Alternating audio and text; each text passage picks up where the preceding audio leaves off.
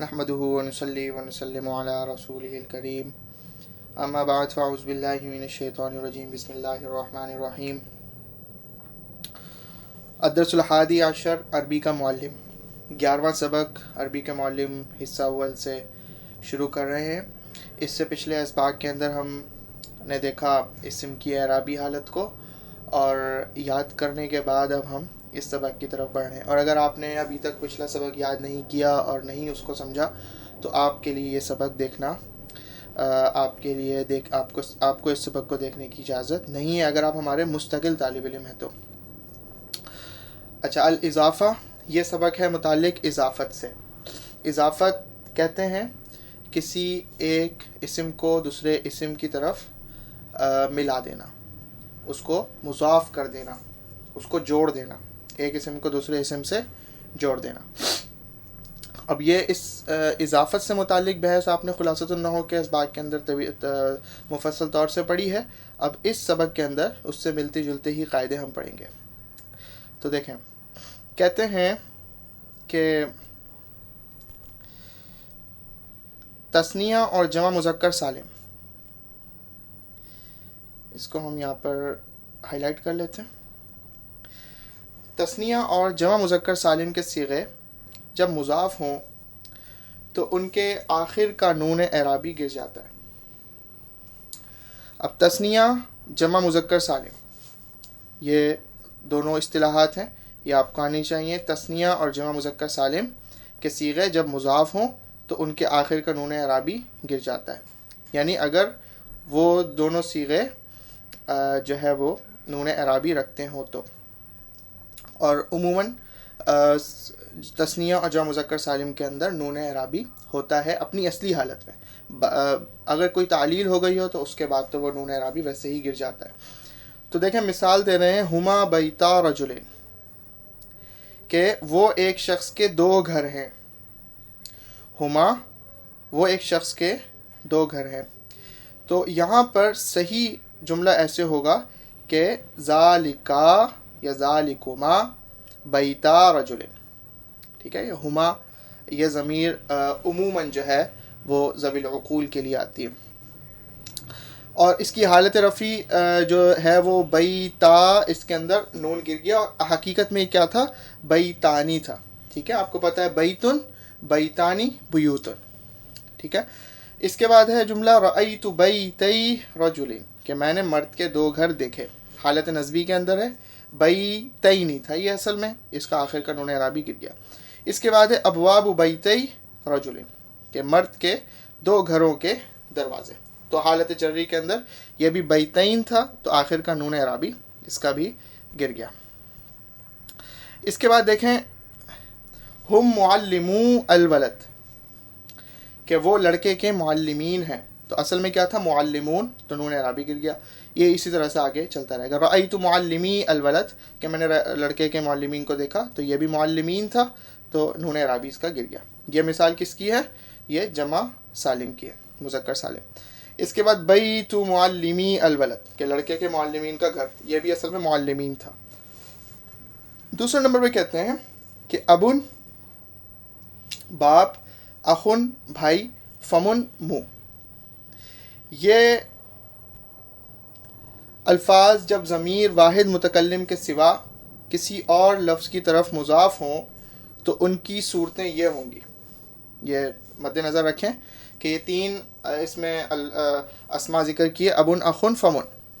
ये अल्फाज ज़मीर वाहिद मुतकल्लिम के सिवा, यानी इस ज़मीर के अलावा अगर किसी भी और लफ्ज़ की तरफ मुज़ाफ़ हों तो उनकी ये तीन सूरतें होंगी। और वो तीनों सूरतें हालत रफ़ी, हालत नस्बी और हालत जर्री में इसको ज़िक्र कर रहे हैं।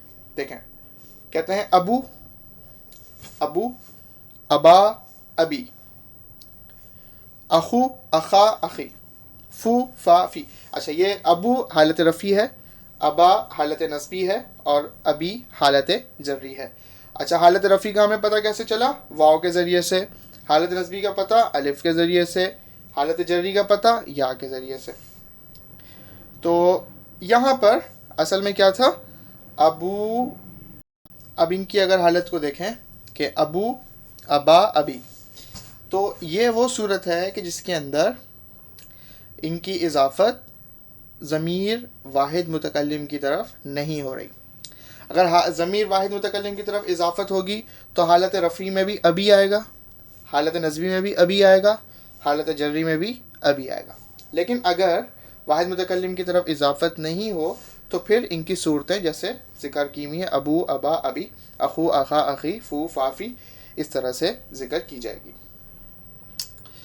اس کے بعد کہتے ہیں تنبیہ ہے. تنبیہ کے اندر زو کے حوالے سے بات کریں گے. تو اگر زو کو دیکھیں تو زو کا استعمال جو ہے وہ بڑا کثیر ہوتا ہے, اور اس کا مطلب ہوتا ہے والا, کسی چیز والا, یعنی مال والا. تو اس کو کہیں گے زو مالن, مالک, صاحب. ٹھیک ہے, تو مالک یعنی زو بقرتن, گائے کا مالک. تو اس طرح سے زو کا معنی ہوتا ہے کسی چیز کا مالک. کہتے ہیں زو کی بھی حالت اضافت میں یہ 3 صورتیں ہوں گی, یعنی زو, زا, زی. لیکن زو اس میں ظاہر کی طرف ہی مضاف ہوا کرتا ہے.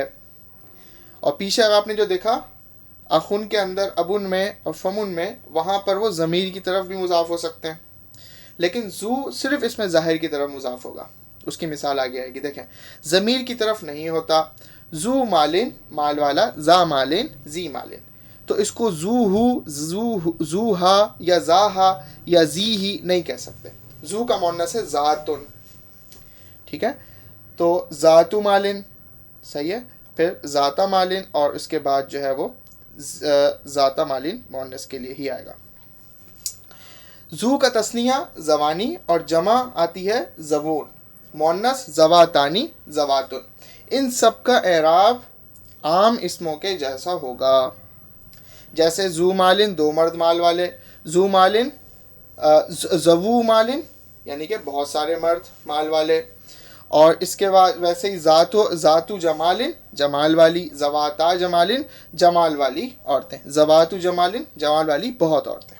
تو یہ اس کی تثنیہ اور جو ہے جمع بھی آ گئی. تنبیہ نمبر 2 ہے. تنبیہ نمبر 2 میں کہتے ہیں کہ ابن, اخن اور فمن جب ضمیر واحد متکلم کی طرف مضاف ہوں تو یہ تینوں حالتوں میں اس طرح پڑھیں جیسے پیچھے بات ہو بھی چکی, ابی, اخی, فمی. اس کو ہر صورت میں آپ ابی کو ابی ہی پڑھیں گے, اور چاہے حالت رفعی ہو, حالت نصبی اور حالت جری, ہر صورت میں ایک ہی جیسا پڑھیں گے.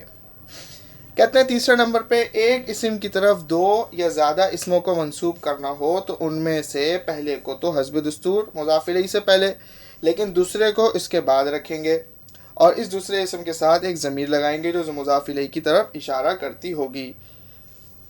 یہ بات ہماری خلاصۃ النحو میں بھی آ چکی ہے, اس کو یہاں پر ہم پڑھیں گے, اور آپ نے اگر ہمارا خلاصۃ النحو کا سبق یاد کیا ہوا تو آپ کے لیے بہت آسان ہوگا, آسانی سے سمجھ میں آ جائے گا. دوسرے اسم کے ساتھ ایک ضمیر لگائیں گے جو مضاف الیہ کی طرف اشارہ کرتی ہوگی, جیسے بیت الوزیری و بستانہ. ٹھیک ہے, اب دیکھیں بیت الوزیری, وزیر کا گھر اور اس کا باغ. تو یہاں پر وزیر کی طرف بیت بھی مضاف ہو رہا ہے اور بستان بھی مضاف ہو رہا ہے. ٹھیک ہے, تو اب یہاں پر پہلے اسم کے ساتھ تو ہم نے کیا لگا دیا, پہلے اسم کو تو آپ نے مضاف الیہ سے پہلے لگا دیا, لیکن اب یوں نہیں کہہ سکتے بیتن و بستان الوزیری.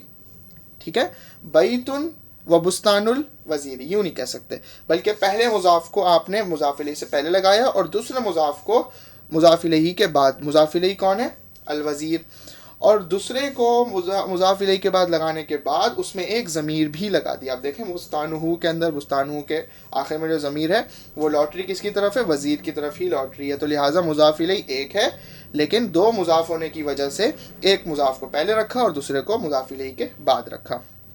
دوسری مثال بیوت الامراء و بساتینہم, امیروں کے گھر اور ان کے باغات. ان کے اندر یہ